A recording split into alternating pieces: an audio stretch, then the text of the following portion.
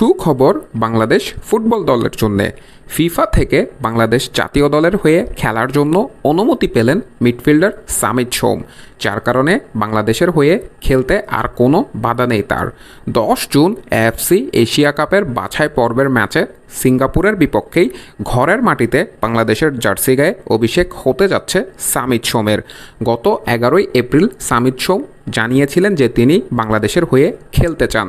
তারপরেই বাফুফে দারুণ আন্তরিকতায় মাত্র 1 মাসেরও কম সময় ব্যবধানে সকল প্রস্তুতি সম্পূর্ণ হয়েছে, যেখানে কানাডিয়ান ফুটবল ফেডারেশন থেকে অনাপত্তিপত্র পেয়েছেন সামিদ সোম। তারপরেই হাতে পেয়েছেন বাংলাদেশের জন্ম নিবন্ধন এবং বাংলাদেশের পাসপোর্টের ব্যাপারটি বর্তমানে প্রক্রিয়াধীন।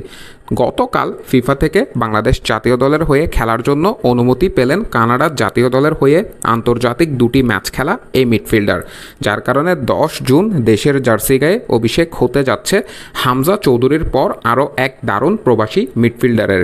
সামিদ সোম বর্তমানে কানাডার প্রফেশনাল লিগে ফুটবল খেলে থাকেন, যার কারণে ইংলিশ প্রিমিয়ার লিগের পর কানাডার ফুটবল লিগ থেকে আরেকজন প্লেয়ার উড়ে আসছেন বাংলাদেশে, যেটি বাংলাদেশের ফুটবলের ব্র্যান্ড ভ্যালুকে আরও বাড়িয়ে দিচ্ছে দিনকে দিন।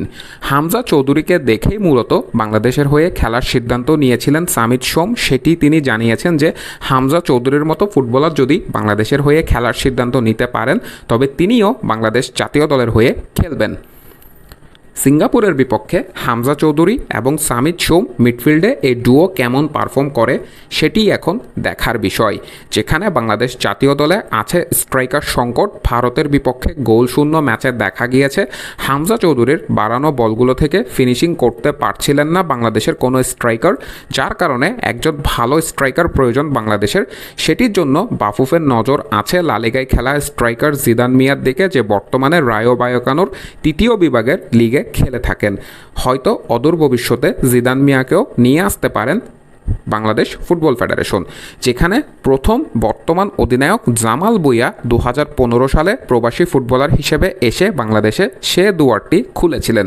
তারপর ধরেই এসেছিলেন ডেনমার্ক থেকে ডিফেন্ডার তারেক কাজী, এবং বর্তমানে হামজা চৌধুরী এসে বাংলাদেশের ফুটবলকে অনন্য উচ্চতায় নিয়ে গিয়েছেন। যে জোয়ার তিনি নিয়ে এসেছেন সেই জোয়ারেই ভেসে এসেছেন সামিদ সোমের মতো মিডফিল্ডার, এবং ভবিষ্যতে আরও অনেক প্রবাসী ফুটবলার হয়তো যুক্ত হবেন, যেটি বাংলাদেশের ফুটবলের ব্র্যান্ড ভ্যালুকে আরও বাড়িয়ে দিবেন। সেদিক থেকে ফাহমিদুলও হয়তো সিঙ্গাপুরের বিপক্ষে থাকবেন স্কোয়াডে। তাই সিঙ্গাপুরের বিপক্ষে জয় দিয়েই হয়তো বাংলাদেশের ফুটবলে নতুন দিগন্তের উন্মোচন হবে। আপনাদের মন্তব্য মতামত কমেন্ট বক্সে জানতে চাই। মাহের আহমেদ মাহি, MS Tingvars।